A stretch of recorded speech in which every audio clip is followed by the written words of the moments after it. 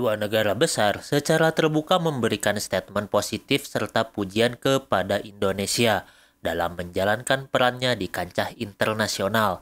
Ini terjadi ketika Menteri Luar Negeri Amerika Serikat Antony Blinken dan Menteri Luar Negeri Rusia Sergei Lavrov tiba di Indonesia dalam menghadiri pertemuan ke-56 Menteri Luar Negeri negara-negara ASEAN yang berlangsung dari tanggal 11 Juli 2023. Lantas, apa yang mereka katakan tentang Indonesia di tengah hubungan kedua negara ini yang sedang tidak kondusif? Oke, kita mulai dulu dari Amerika ya. Menteri Luar Negeri Amerika Serikat Antony Blinken tiba di Indonesia 13 Juli 2023. Melalui juru bicara Blinken, Vedant Patel, menyampaikan bahwa kedatangan Menlu Amerika tersebut menggambarkan keterlibatan negaranya di kawasan Indo-Pasifik. Melalui juru bicaranya pula disampaikan sebuah statement positif untuk Indonesia yang berbunyi, cara terbaik untuk mencegah konflik ialah dengan memperkuat nilai-nilai bersama kita. Indonesia ialah jangkar tatanan berbasis aturan di kawasannya. Apa maksudnya statement tersebut?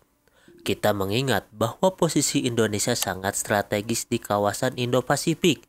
Ditambah, Indonesia bisa menjaga kondusivitas hubungan negara-negara tetangga dengan menjunjung nilai-nilai kedamaian yang dipegang bersama.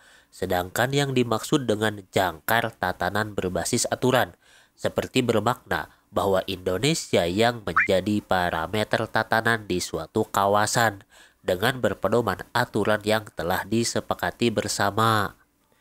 Tercermin ketika Indonesia menjadi penengah di tengah krisis yang terjadi di Myanmar, serta tetap menjaga hubungan bilateral dengan Rusia di tengah polemik perang, dan tetap menjaga hubungan baik dengan Blok Barat dengan mempertimbangkan sanksi casta ketika akan membeli alutsista militer buatan negara pesaing Amerika.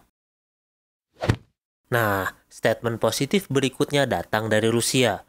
Melalui Menteri Luar Negerinya yang telah tiba pada tanggal 12 Juli 2023 kemarin, dengan terang-terangan memuji Indonesia di depan Presiden Joko Widodo, ya dengan kata lain, memuji langkah-langkah yang dilakukan Presiden Jokowi terkait negeri beruang merah itu yang tengah menghadapi sanksi dari Blok Barat akibat keputusan invasinya terhadap Ukraina.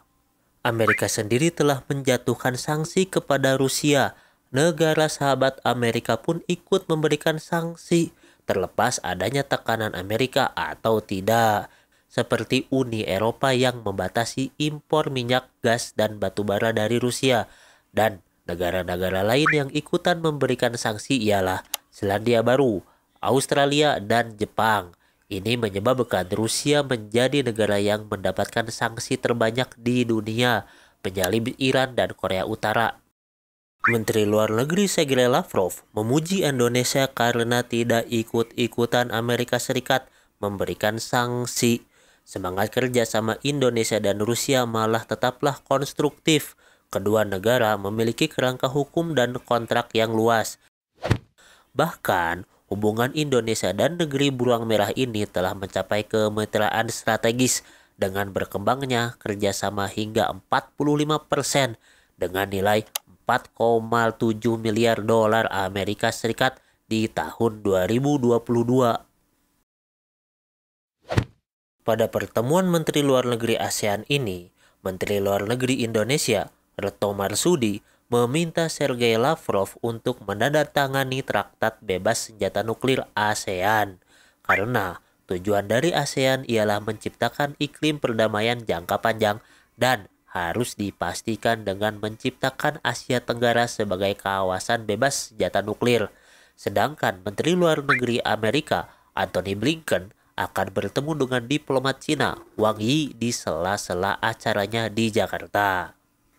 Ya, kalau kata admin mah ya, karena Indonesia menjalankan prinsip non-blok dan gerakan politik bebas aktif, sehingga Indonesia bisa menjadi pelopor perdamaian kawasan. Kalau kata kawan-kawan sekalian gimana? Tulis di kolom komentar ya. Jangan lupa subscribe, like, dan share apabila konten ini bermanfaat. Akhir kata wassalamualaikum warahmatullahi wabarakatuh. Stay tune terus di Mantan Wibu.